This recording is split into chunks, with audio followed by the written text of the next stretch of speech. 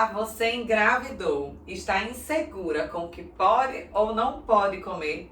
Então, esse assunto nós vamos abordar aqui. Que alimentos devem ser evitados para que você tenha uma alimentação mais segura durante a gestação?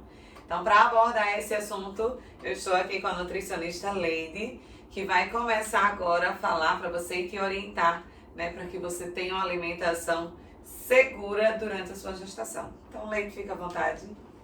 E vamos começar a abordar esse assunto. É isso mesmo, Ozzy, olá. Quando a gente engravida, a primeira coisa que a gente fica, além da ansiedade, além das alterações, né, de humor, a gente já pensa, o que é que eu não posso comer, porque senão pode prejudicar a minha saúde ou a do meu bebê. E aí existe sim alguns alimentos, algumas recomendações de nutrientes ou de alimentos que devem ser evitados nessa fase.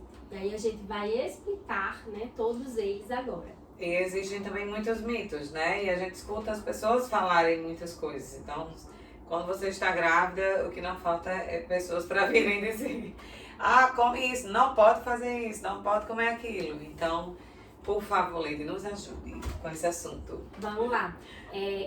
A gente precisa colher informações de qualidade, certo? Porque vai ser muita informação vindo e aí nem sempre o que a gente vai evitar necessariamente precisaria restringir, porque aí a alimentação da gestante não precisa ser restritiva, ela precisa ser segura para o bebê que está em formação, principalmente nesses 3 primeiros meses, na formação do embrião.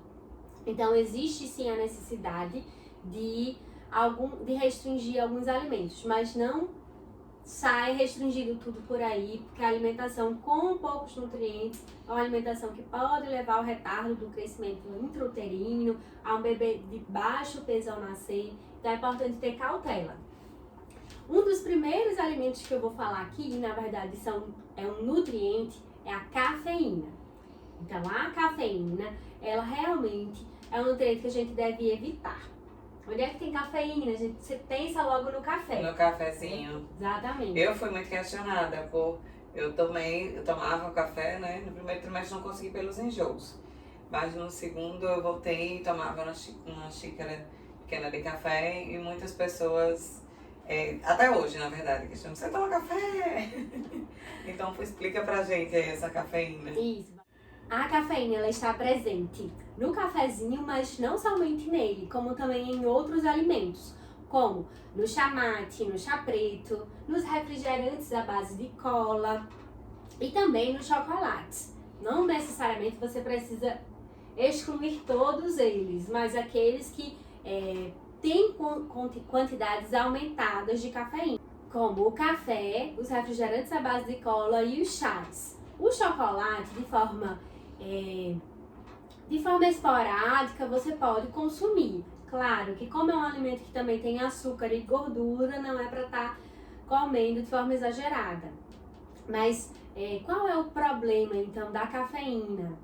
É porque a cafeína, ela atravessa a barreira placentária e nós adultos temos uma enzima que metaboliza, né? Que pega essa cafeína e consegue metabolizá-la, mas o feto ele não tem essa enzima e aí ela pode, né, no feto causar problemas como problemas cognitivos, levar a abortos, partos prematuros. Então por isso que é necessário que a gente sim evite a cafeína na gestação. Para aquelas pessoas que não conseguem tirar o café de forma nenhuma, a gente pode usar a estratégia de substituir o café normal, tradicional, pelo café descafeinado ou ainda limitar a no máximo 2 xícaras pequenas. Embora a Sociedade Americana de Ginecologia e Obstetrícia ela não traga uma dose segura, né? Mesmo em pequenas doses a cafeína pode levar a problemas na gestação, certo? Vamos iniciar tirando esse café, substituindo pelo café descafeinado ou limitando a no máximo 2 xícaras por dia. Eu passei um tempo, acho que no segundo trimestre, na verdade, tomando uma xícara pequena mesmo, pequena, e o descafeinado.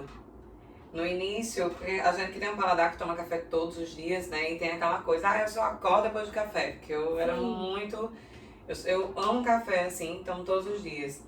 E aí no início, o descafeinado não tem aquela, O sabor. né, aquela sensação quando o café entra, então eu tomava um golezinho pequenininho de café só pra me enganar. Aí pronto, aí tomava o descafeinado num volume maior, né, pela manhã principalmente, que era o que eu mais tomava. Mas foi super de boa, me adaptei depois, fui no descafeinado, até agora descafeinado e foi tranquilo. É só o início mesmo e a gente às vezes bota muita dificuldade, né? Mas não é a mesma coisa, e tudo mais.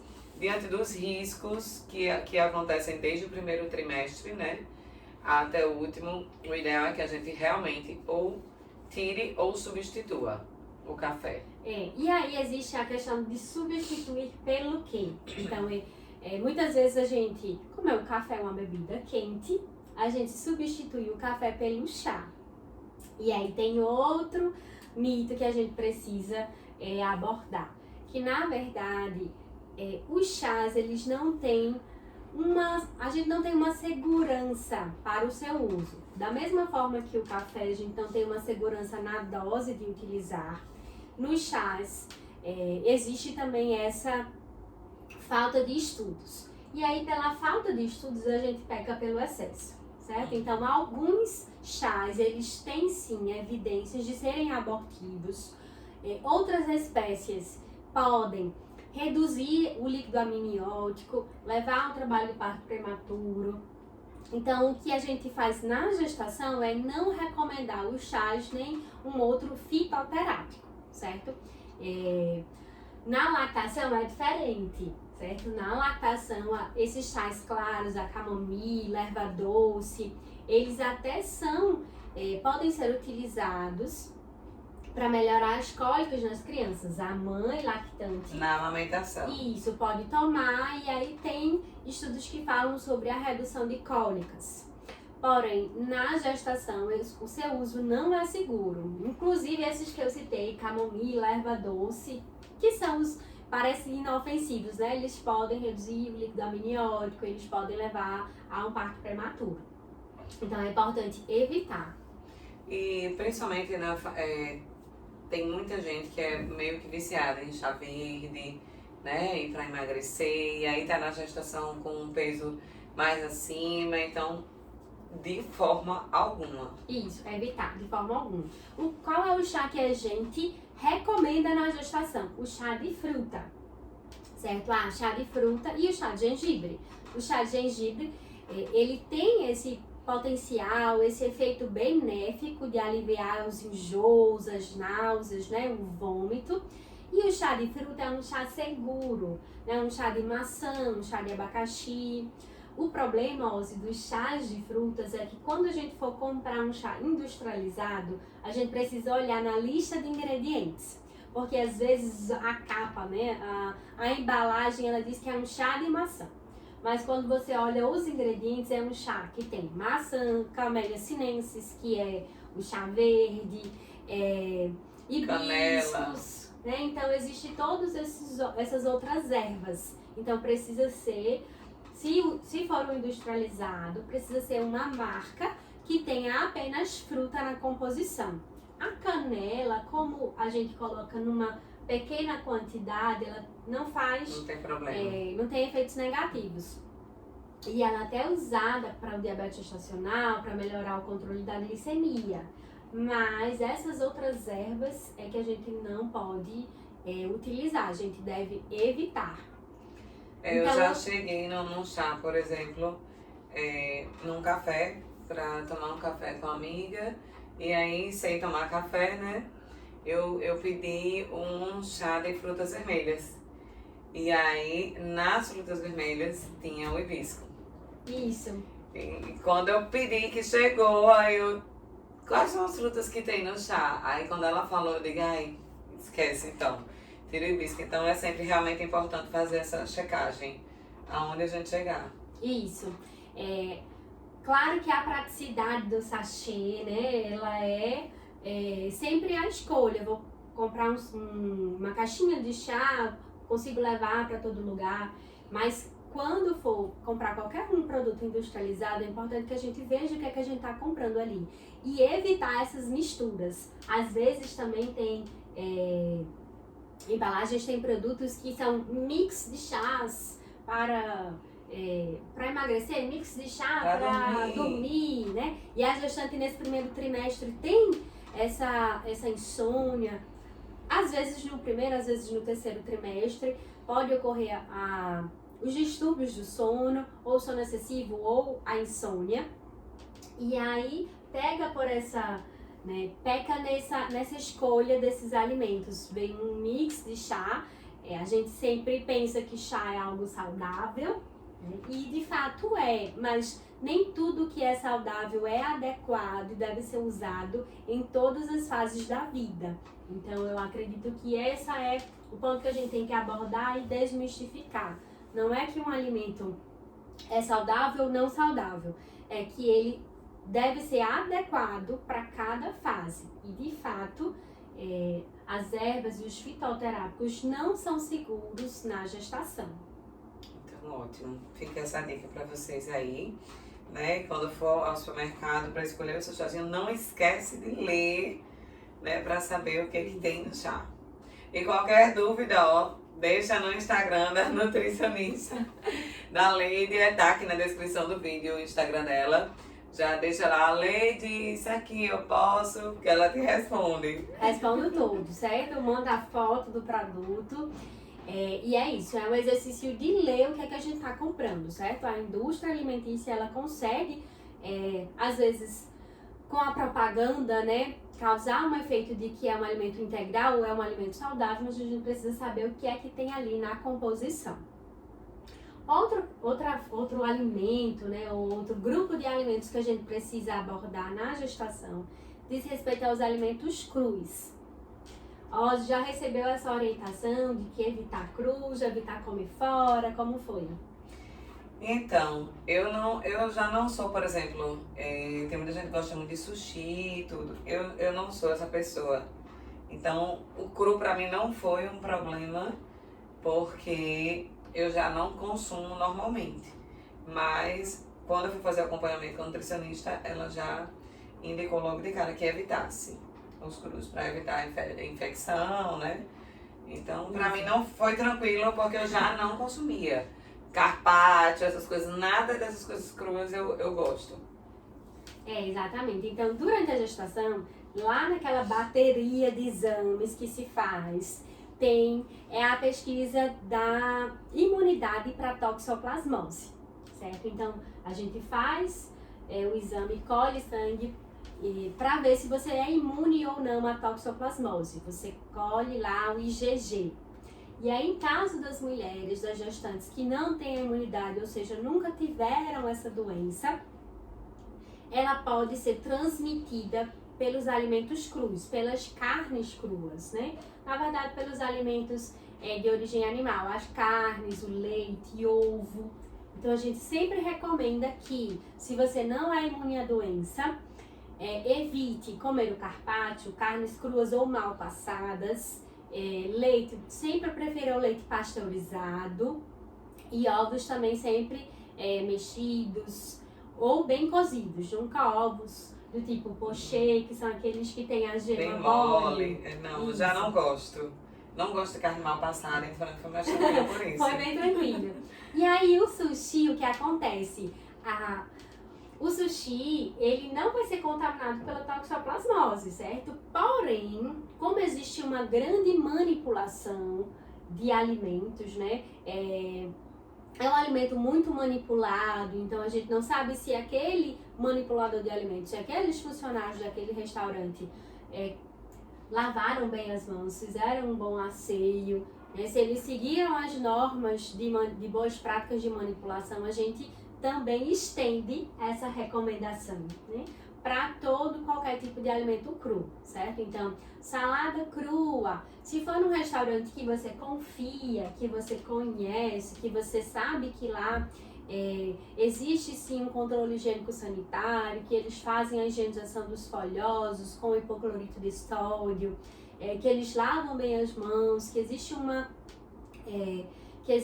normas higiênico-sanitárias que são seguidas, aí tudo bem. Se você não confia, é melhor evitar. Eu evitei. Eu fiquei com medo até nos restaurantes, porque isso acontece até nos melhores restaurantes. Sim. Né?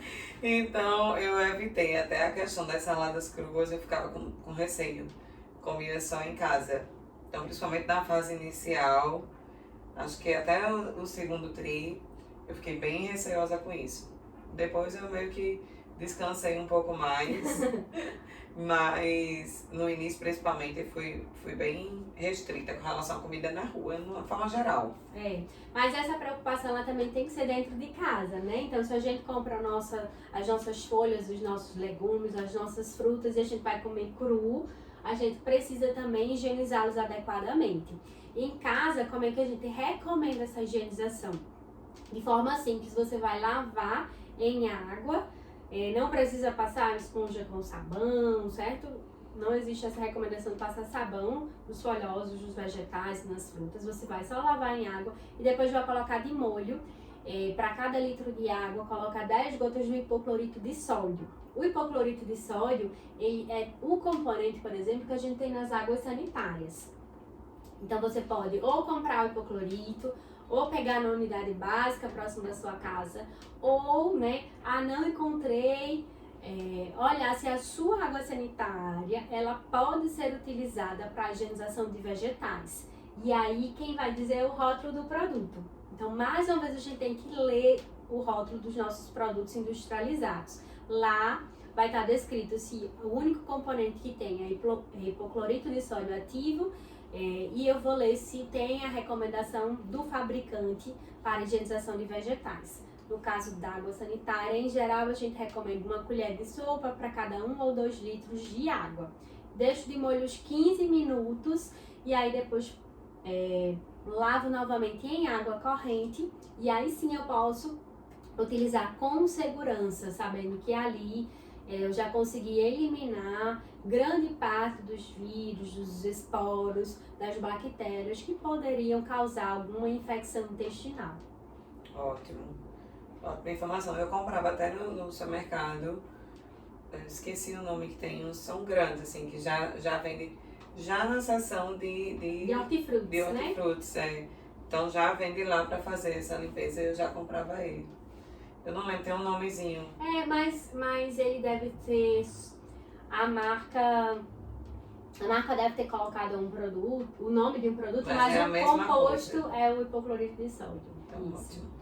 E aí, da mesma forma que eu falei, né, desses alimentos crus, das carnes, a gente deve ter atenção também ao nosso açaí. Existiu, né, recentemente, não tão recente assim, mas teve um surto de toxoplasmose através do açaí. E aí é necessário que a gestante ela tenha também um cuidado de, ao adquirir o açaí, seja de um produto de um produtor, né, de um fornecedor que pasteurize esse açaí, que é para também evitar essa contaminação da toxoplasmose. Então, prefiro os leites e derivados lácteos e o açaí pasteurizados. Eu consumi também no início e algumas pessoas me perguntaram, mas você tá tomando açaí grávida? Aí eu fiquei, mas por quê? Aí fui perguntar à minha nutricionista, ela falou exatamente isso. Que existia, eu disse, não, mas de onde eu estou consumindo era até de um fabricante conhecido nosso e tudo, a gente sabe a procedência. Aí eu fiquei mais tranquila com relação a isso, mas realmente não sabia dessa informação. A gente não proíbe o consumo, a gente pede só para que haja essa segurança em adquirir um produto de um bom fornecedor, né, que realmente... E é também um alimento super calórico, então não é para estar também consumindo sempre, né? Isso, é aquela coisinha esporadicamente, num desejo, a gente toma e acabou. e passa para o próximo. Exatamente. Outro alimento que eu queria conversar, né, com vocês é com relação ao uso dos nossos, já que a gente estava falando de frutas, de verduras, de preferir os orgânicos ao invés daqueles tradicionais que são ricos em agrotóxicos. Existem muitos estudos recentes que mostram que o consumo de agrotóxicos ele pode interferir na fertilidade. Então, aquelas tentantes que estão fazendo vários tratamentos com medicamentos e não conseguem engravidar, às vezes elas estão, na verdade, precisando mudar a alimentação, reduzir a carga de agrotóxicos, porque isso pode estar influenciando na infertilidade. E na gestação também, estudos mostram que o consumo de alimentos ricos em agrotóxicos deva ser evitado para evitar programações metabólicas para o feto. Então, preferir sempre os orgânicos ou aqueles alimentos que estão na época, certo? As frutas da época, os vegetais da época em geral, como eles já se desenvolvem, né, naquele clima, naquele ambiente, naquela estação do ano, eles têm a necessidade bem menor do uso de agrotóxicos. Então, quando for ao supermercado, né, consiga variar sua alimentação, opte por aqueles orgânicos. Se não estiver disponível, opte pelos vegetais da época, porque eles vão ter quantidades menores de agrotóxicos. Informação importante. Como é que a gente sabe? Tem algum lugar que a gente pesquisa essa questão da época dos alimentos? Em geral, os sites da Embrapa, eles colocam lá a época de cada vegetal, certo? O que a gente percebe é que no supermercado tem aquela fruta, tem aquela verdura o ano todo. Uhum. Né? Então, se eu quero comer chicória, sei lá, vai ter no supermercado o ano todo. Por quê? Porque em alguns meses os produtores eles usam mais químicos para que ela se desenvolva, em outros meses ele usa menos, mas ele consegue, com o avanço das tecnologias agrícolas, fornecer aquela verdura ou aquele vegetal.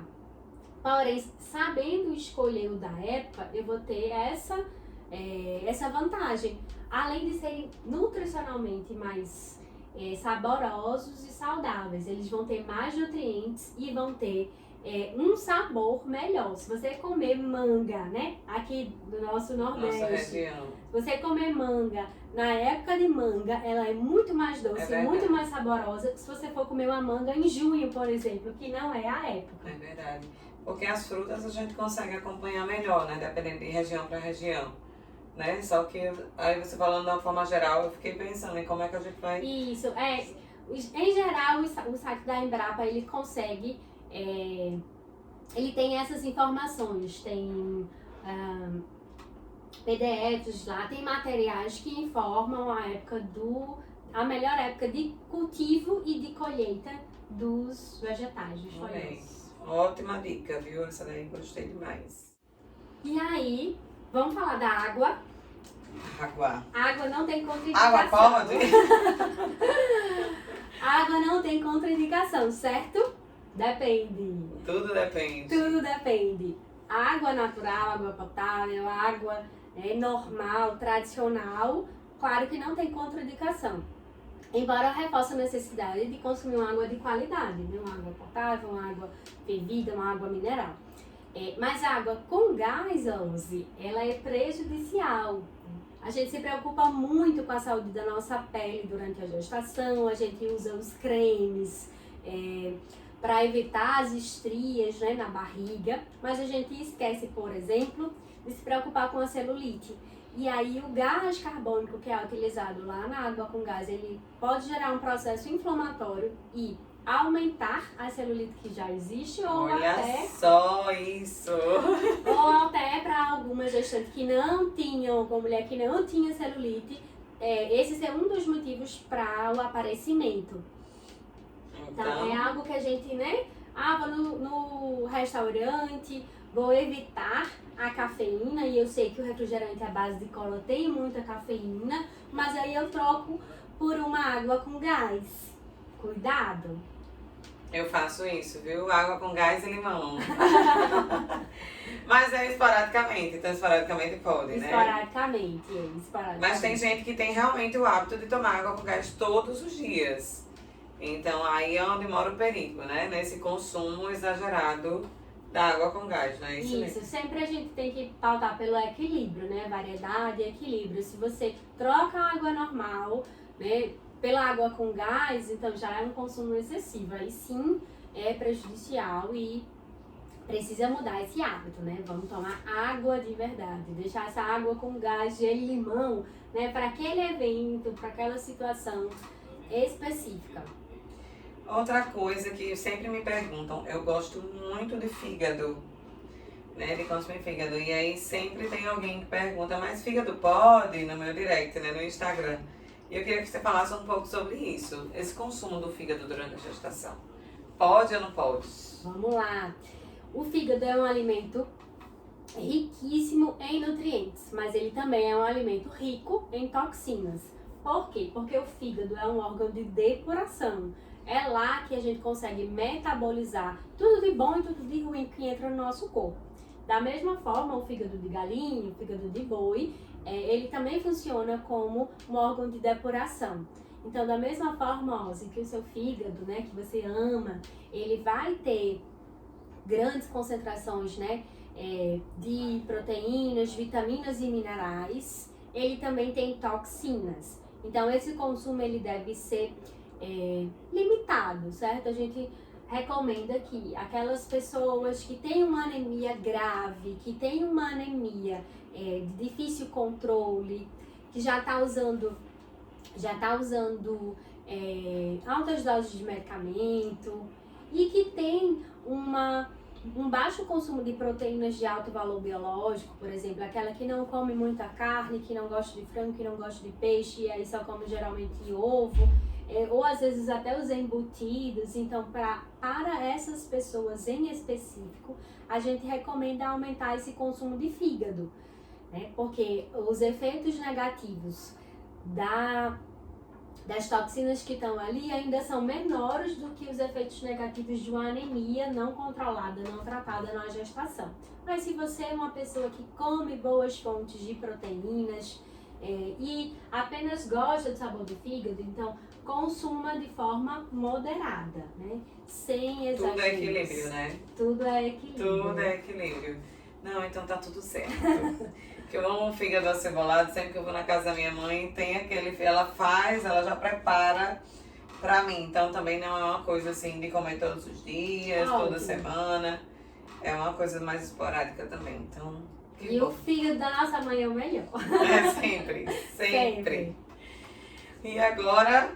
Para finalizar, não é alimento, mas faz parte, né, da alimentação. São todos aqueles depósitos, todos aqueles garrafas que a gente utiliza no dia a dia para colocar nossos alimentos. Quando a gente usa os plásticos, seja a vasilhinha que vai com o restante da comida para a geladeira, seja a garrafa de água que a gente usa durante o dia inteiro, é importante ter atenção nesse uso e no controle dos BPAs, né, que são substâncias tóxicas, são xenobióticos, são substâncias químicas que se acumulam no nosso organismo, que são de difícil depuração e que podem elevar os radicais livres e também em excessivo, né, em quantidades excessivas, podem prejudicar o desenvolvimento do feto.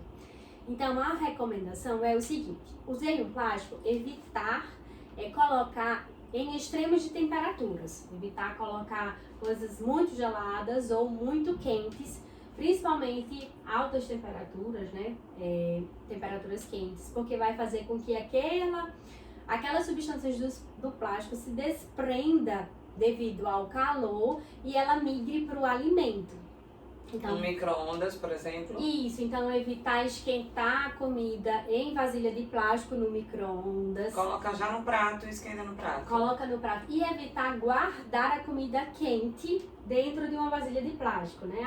Fiz um feijão para a semana toda e aí acabei de desligar a panela do feijão, peguei ali o meu feijão quente e coloquei na vasilha de plástico. Então aquela temperatura excessiva, né, alta, vai fazer com que os BPAs e os outros compostos químicos do plástico se desprendam da estrutura da vasilha, né, e migre para o alimento. E aí depois você vai consumir um alimento que tem mais xenobiótico, que tem mais produto químico. Entendi. Então deixa esfriar e depois... Deixa esfriar e depois guarda, certo?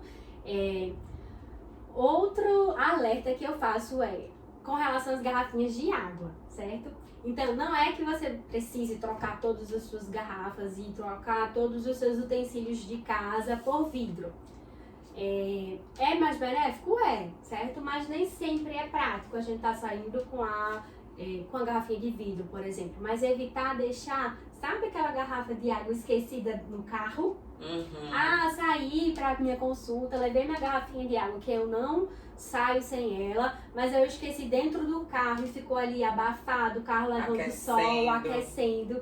Aí depois, no dia seguinte, eu pego de novo aquela água e tomo. Então ali, devido também à temperatura, ao excesso de calor que aquele carro recebeu, aquele plástico da garrafinha, certamente ele se desprendeu, né? Talvez uma quantidade maior ou menor, a gente não tem como aferir isso, mas certamente se desprendeu e passou para aquela água. Então, troca a água, evita consumir, certo? E tenha atenção, na verdade, né? Se puder, a cada mês, e trocando uma vasilhinha de plástico, né? Vamos supor que fazer a feira do mês e hoje eu vou comprar uma vasilhinha de vidro para ir substituindo uma de plástico, né? É importante, é uma recomendação que a gente faz. E ter atenção a não colocar líquidos quentes, né? Comida quente em vasilhas de plástico para evitar essa exposição maior. A gente já vive num ambiente muito exposto a produtos químicos. Se a gente sai na rua, tem a fumaça dos carros, tem a fumaça das fábricas, tem a poluição de uma forma geral. Então, a gente não vai conseguir viver dentro da bolha, mas a gente pode, dentro de pequenos ajustes, né, nos nossos hábitos do dia a dia, tentar reduzir essa exposição. E hoje a gente sabe que a alimentação é um dos fatores, né, para muitas doenças, né? Hoje em dia, inclusive o câncer, né? Isso.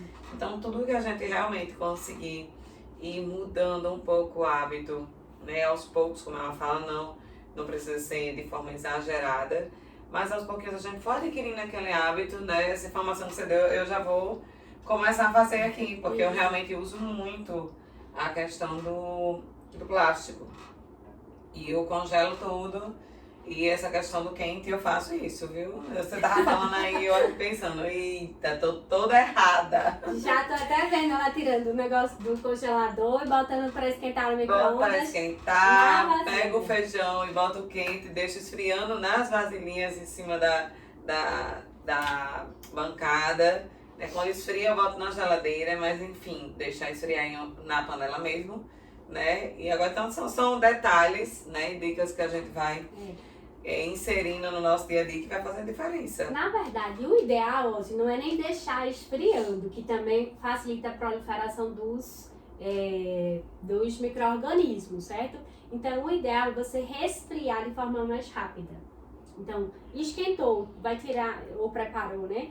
Tira aquilo que você vai comer na hora, o que você já vai guardar, você já resfria rapidamente. Então, bota num banho de gelo, faz um banho de gelo para aquilo já cair aquela temperatura e você poder guardar com mais agilidade, para nem precisar ficar exposto na temperatura ambiente, naquele calorzinho que as bactérias gostam de se multiplicar. E aqui também, né? Muito calor. Na nossa região já tem calor por natureza. Aqui é a cidade do sol, gente. Não tem frio em época nenhuma do ano. É sempre quente. Então a gente tem que ter esse cuidado também. Redobrado, né? Com essa questão da alimentação. E você falou da questão da contaminação, né? Então, além dessa contaminação desses produtos dos BPAs, né, dos plásticos, só para finalizar, eu queria falar da contaminação também dos metais pesados. Na hora de adquirir o seu alimento, principalmente os peixes, né? A gente procure também optar por espécies que são menos contaminadas. As espécies grandes, elas têm um maior acúmulo de mercúrio, por exemplo. E aí o mercúrio, ele tanto pode levar a pressão arterial aumentada, a doença hipertensiva da gestação, pré-eclâmpsia, como também pode causar abortos ou problemas do feto.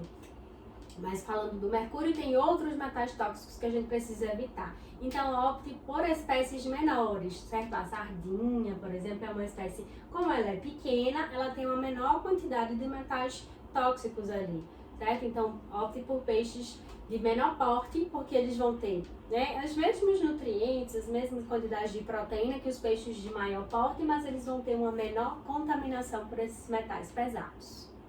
Então, ótimo.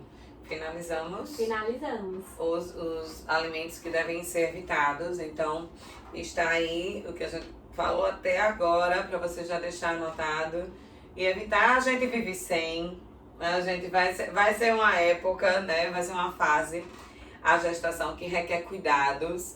Então, mulherada, ó, faz tudo certinho. Tem muita dica aqui para você. Espero que vocês tenham gostado desse vídeo. Já encaminha para outras grávidas que você conhece, né, para ficar todo mundo em alerta e a gente não cometer esses erros e correr risco, né, durante a gestação, que é tudo que a gente não quer.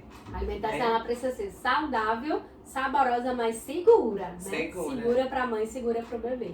Então curte esse vídeo, deixa teu comentário se você tem alguma dúvida ou se você gostou do vídeo, comenta, se inscreve no canal, tá? E a gente espera você no próximo vídeo.